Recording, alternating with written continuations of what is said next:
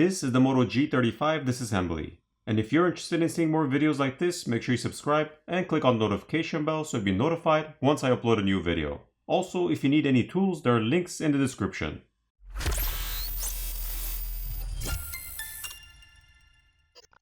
Before we begin, the SIM tray needs to be removed.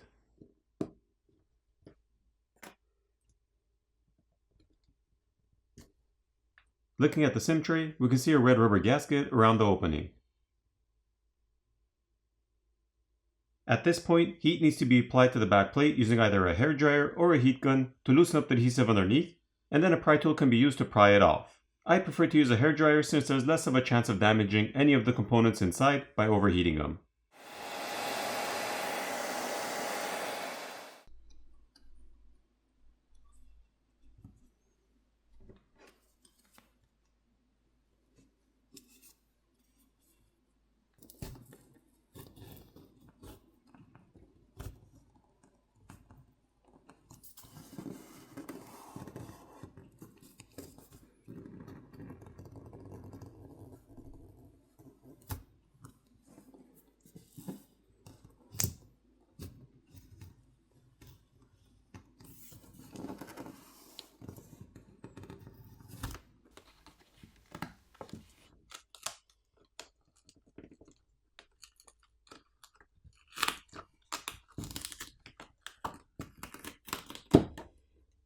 Here's a look at the vegan leather backplate.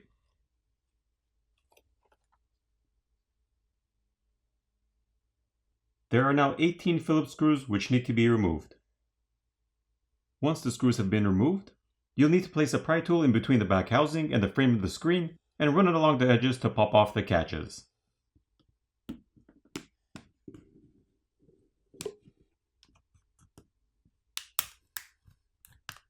Once the catches have been released, carefully lift the back housing up, but do keep in mind the flex cable for the fingerprint scanner is still connected to the main board.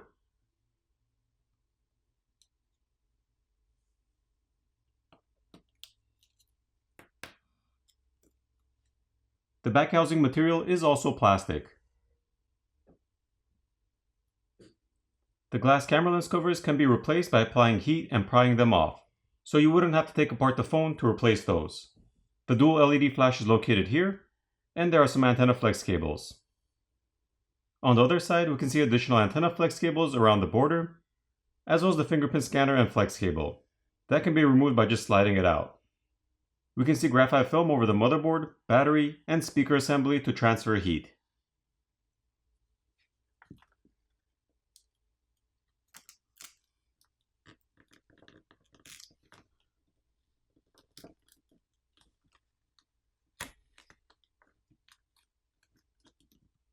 At this point, the battery cable can be disconnected, followed by the rest of the cables.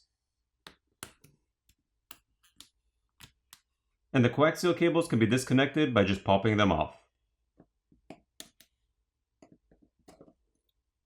There are two Phillips screws holding down the main board.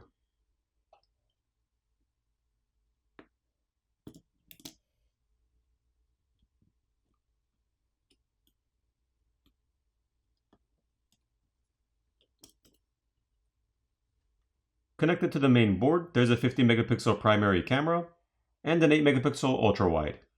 Neither of the cameras have OIS or optical image stabilization.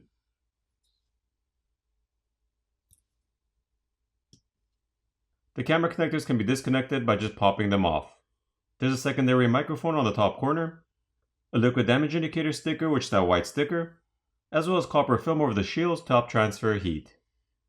Looking at the other side, we see the 15 megapixel front-facing camera, the proximity sensor, the connector for the main camera, as well as thermal paste, graphite film, and copper tape over the shields to help transfer heat.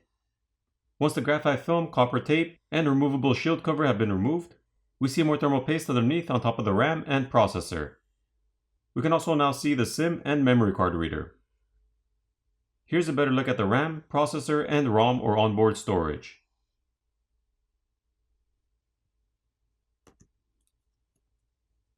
Here's a look at the speaker assembly. And this is the speaker itself. So when it comes to removing the battery, Motorola doesn't like to provide pull tabs or pull pouches, so you are going to have to use some isopropyl alcohol and apply it to the sides of the battery, let it sit for about 30 seconds to a minute, so it eats away at the adhesive underneath, making it easier to pry it off.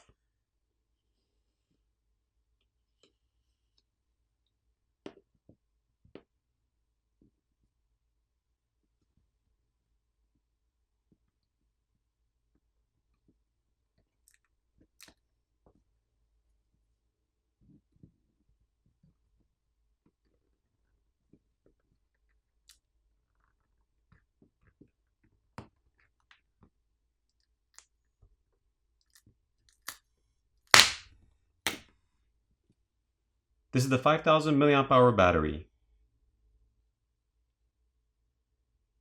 If you needed to replace the screen, you'd have to remove the back plate, the screws on the back housing, you'd have to disconnect the battery cable, pry the battery off, giving you access to the screen cable, at which point you disconnect the screen cable, pry this portion off the frame, heat up the front of the phone where the screen is to loosen up the adhesive underneath, pry the old screen off, apply new adhesive and reapply the new screen, making sure you run the flex cable back to the opening in the mid frame, and reassemble the phone.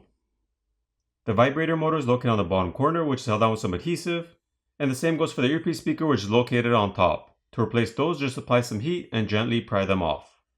The flex cable for the volume keys and power button clicker is located on this side, which can be replaced by gently peeling off the flex cable. There is an additional liquid damage indicator sticker, which is that white sticker on the frame, which is seated underneath the SIM reader. Now for this phone, if you were to accidentally insert a SIM ejector tool in the wrong hole, you wouldn't damage the microphone, however you would damage the filters which are seated against the frame. For the repairability score on this phone, I give it a 5 out of 10. Now it's time to put the phone back together.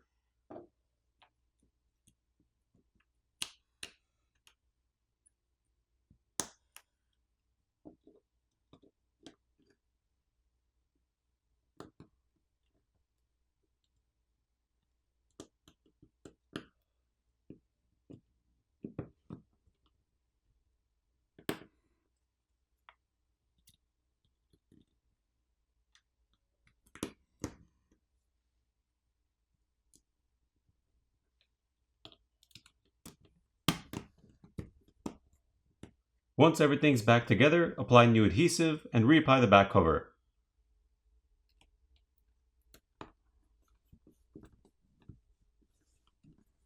Flip over the phone, power it on, and you're done. I hope you enjoyed this video, and I'll see you in the next one.